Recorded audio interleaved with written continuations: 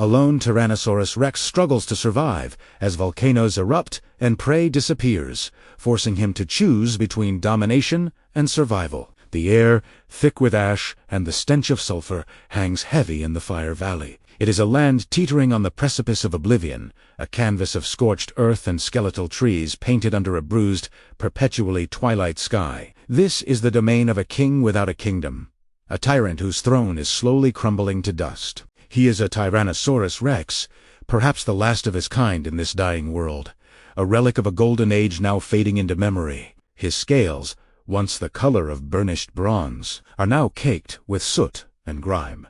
His immense frame leaner than it should be. Hunger, a constant, gnawing companion, has carved hollows beneath his powerful jaw. Each breath is a rasp, a painful reminder of the poison he inhales with every lungful of air. The ground trembles not from his thunderous footfalls, but from the death throes of the very world beneath him. Fissures, spiderweb, across the blackened rock, venting steam and glowing with the malevolent orange of the planet's molten heart. His name, if he had one, would be whispered in terror, a name synonymous with absolute power. In the world before the sky fell, he was the apex, the undisputed sovereign. His roar was law, a sound that could shake the leaves from the tallest cycads and send herds of Edmontosaurus scattering in blind panic. The valley was his larder, teeming with life, a smorgasbord of flesh for the taking. He hunted not just for sustenance, but for the sheer, primal thrill of it, the affirmation of his dominance. The chase, the struggle, the final, bone-shattering crunch-it, was the symphony of his existence. He was a force of nature, as inevitable and as merciless as a lightning strike. Rival predators, smaller carnivores that dared to scavenge in his shadow, were met with swift, brutal retribution. This was his right, his birthright. The world was designed for him, a stage for his reign, but the world has changed. The sun, a distant, hazy disk, offers little warmth and less light. The great volcanoes that rim the valley, long dormant, have awoken in a furious concert. They spew rivers of liquid fire that consume the last vestiges of green, and their plumes of ash choke the sky, blotting out the stars and turning the rain to a corrosive, acidic slurry. The plants, the foundation of all life, are the first to perish. They wither and turn black, poisoned by the very soil that once nurtured them. The great herbivores, the lumbering triceratops, and the vast herds of find their grazing lands turned to barren deserts of ash. Starvation weakens them, making them easy targets at first, but now their numbers have dwindled to almost nothing. The river, once a vibrant artery of life, now flows sluggishly, its waters murky and toxic, littered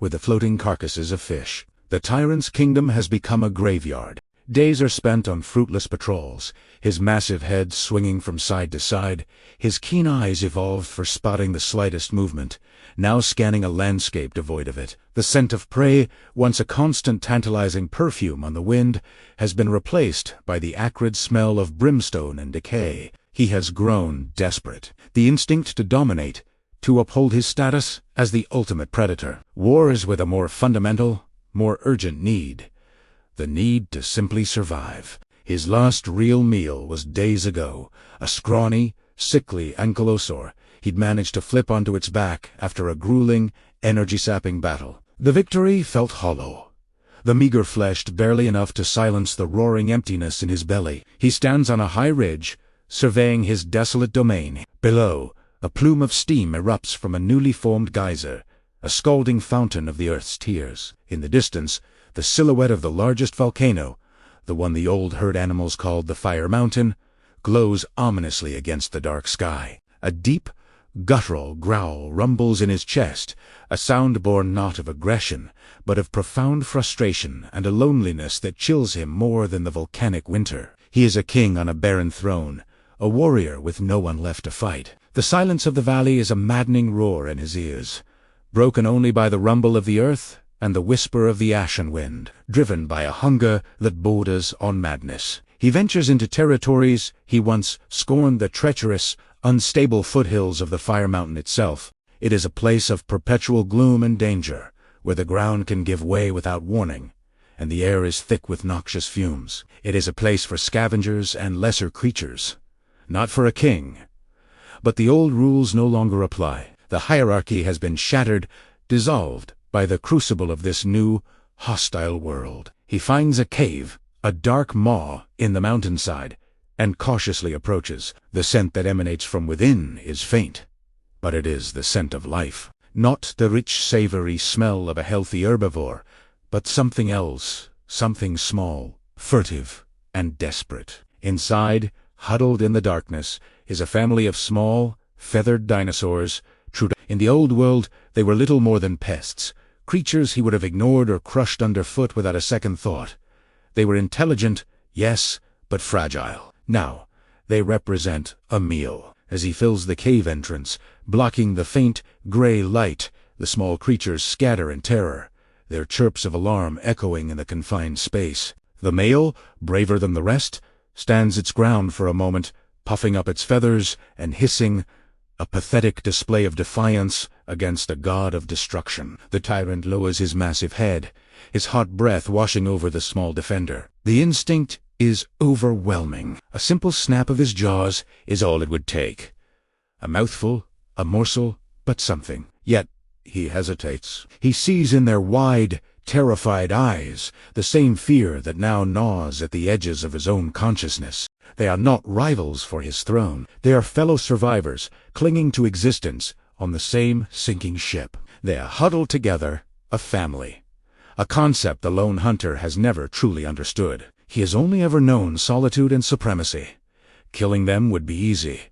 It would be an act of a predator. But would it be an act of a survivor? The ground shudders violently, more intensely than before. A deafening roar, far greater than any he could ever produce, splits the air as the fire mountain erupts in a cataclysmic explosion. A pyroclastic flow, a wave of superheated gas and ash, billows down the mountainside, a roiling, incandescent avalanche of death. It moves with impossible speed, erasing the landscape, turning rock to molten slag in its path. There is no outrunning it. The tyrant roars, a sound of pure, primal terror, and instinctively backs deeper into the cave, the only refuge available. The small troodontids, paralyzed by fear, press themselves against the far wall, their fate seemingly sealed. In that moment, the choice is made for him.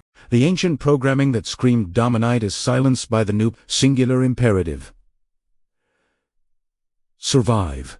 He is no longer the tyrant of Fire Valley. He is just another creature fleeing the apocalypse. The wave of heat hits the cave entrance, and the world outside vanishes into a maelstrom of white-hot fury. He presses his immense body further into the opening, his bulk acting as a shield against the worst of the blast. Rock and debris rain down around him, and the air becomes unbreathable, a searing inferno. He closes his eyes, enduring the his reign, his power, his identity, all burned away in the fiery crucible of the world's end. When the roaring subsides, replaced by an eerie silence, he remains motionless, his body a barricade of flesh and bone. He has saved himself, but in doing so, he has also shielded the small, trembling creatures huddled behind him. He has, in the final moments of his world, ceased to be a tyrant. The predator has become a protector, not by choice or compassion, but by a shared, desperate will to live. As the dusk begins to settle in the suffocating darkness of the cave, he is no longer a king, but a guardian of a tiny, flickering flame of life in a world consumed by fire. He is the last of his kind, a monument to a lost age, his final act not one of domination, but one of unwitting preservation.